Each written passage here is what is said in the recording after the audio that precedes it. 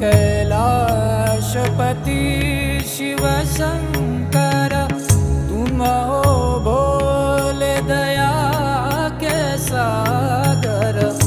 दूर करो सब दुख हमारे, दूर करो सब दुख हमारे।